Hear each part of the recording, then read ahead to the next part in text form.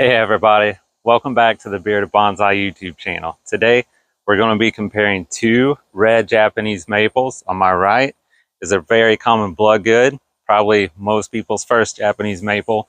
And on my left is Acer palmatum Atropurpureum. It's a mouthful to say, I'm probably saying it wrong, but it's a less common variety that you'll see for sale, although it's probably more common overall. It's not a specialized cultivar. It's just kind of a plain Jane red Japanese maple. And I'm going to show you some differences between them. And when I'm done, I think this one might actually be your favorite over a Bloodgood. So stay tuned and let me try to convince you. All right, so let's take a closer look at both of these. We'll start with Acer palmatum Bloodgood. Get a close-up of the leaves. It is late July right now in zone 6B, so you can see some of the leaves have a little bit of your typical summer wear, a little spots, little browning, maybe a little burn here and there. That's just very typical for Japanese maples during the summer. But you can see the typical summer colors on this one. Very dark, almost a maroon type of red. And you can see on the leaves that get more shade, they have that green color to them. And then the backs of the leaves are also green. So this is just a very, very common Bloodgood. I like these trees. They're extremely popular in landscaping, especially 9 times out of 10. If someone has a Japanese maple, it's probably a Bloodgood. Now let's take a look over here at Acer palmatum Atropurpureum. And one of the first things you'll probably notice is the difference in color. To me, this is a true red. I mean, just look at the colors of this. And then if you'll notice, when I flip these over, there's maybe a bit of tan, but overall a redder color. And the red on this tree, like I said, it's like a true blood red. I just think it's absolutely beautiful. And one of the largest reasons people use these is for grafting specialized cultivars. So regular Acer palmatums, which are the green varieties, or regular Acer palmatum Atropurpureum, which is what this is just your regular red leaf Japanese maple. So what I'm going to do, I'm going to we'll grab this random leaf here, pop this guy off, and let's take it over and compare it here to the Bloodgood. So here the difference becomes really obvious. Look at the difference in color there.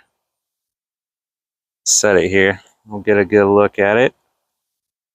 There we go. So you can see on the Bloodgood, it's overall a bit of a larger leaf, but also much darker, almost a maroon. Whereas the other tree we're looking at here is a really bright, true red color. If someone were to show me these, I didn't know anything about them, I have to say this guy right here is the one I would choose. Bloodgoods get all the notoriety. They're so well known. They're so popular, but I'm telling you, this guy right here, I think, deserves much more respect. It is just an absolutely beautiful tree. Like, look at that red compared to that. Now let's do the opposite here. Take one of these leaves. Let's go right over here. So check that out. Such a difference. And when you have them close like this, you can really see the way they play off each other. In this view, the Bloodgood looks almost black.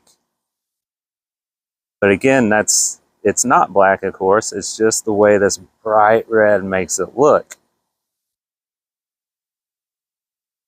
You can see this crazy branch over here. how it looks with some green mixed in. Just absolutely amazing. And this one, in the parts that are shaded out, there you can see it gets a lighter look, maybe a green dusting in the leaves that aren't as much sun. But both of these trees are in full sun all day, every day. So there's no difference there. Let me carefully back out of here so we can squeeze them both in the frame. So here's a comparative shot side by side. So again, here's the Bloodgood in its typical late summer color. You can see it's a darker, kind of more maroon. Here's a little summer gold and some lighter ones. You can kind of see how it pairs with them. And the regular red Japanese maple back here, you can see especially with this, there we go, with the arborvitae behind it, how it plays off of the reds, or excuse me, the greens, and then the yellows as well. And honestly, this tree plays off of this one really well. It makes this one look even more red. So, truth be told, the regular red Atropurpureum is my favorite out of these two. Like, look at that red. It's absolutely beautiful. Just so bright, especially on that focus, on that newer growth. There you go.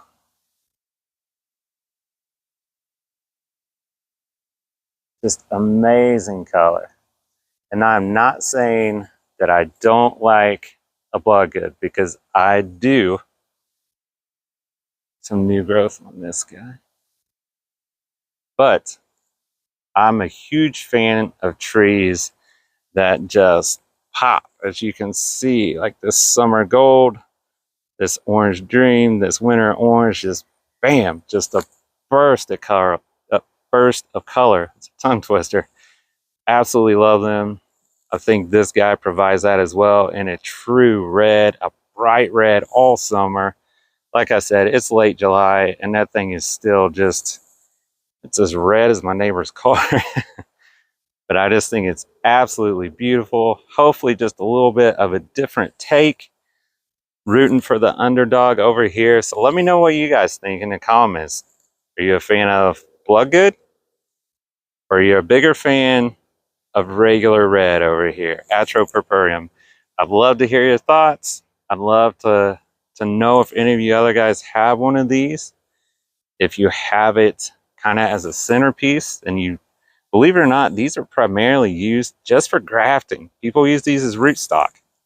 So again, this just goes to show you, just because a cultivar is a cultivar with a specialty name does not mean it's going to be better than your regular Japanese maple. The regular maples still deserve so much love, so much appreciation. I'm in their corner. I'm fighting for them. So hopefully you guys will too. That's going to do it for now. Hope you guys enjoyed this. I hope you learned something. I can't thank you enough for tuning in and being a part of this. And I hope to see you soon. Take care.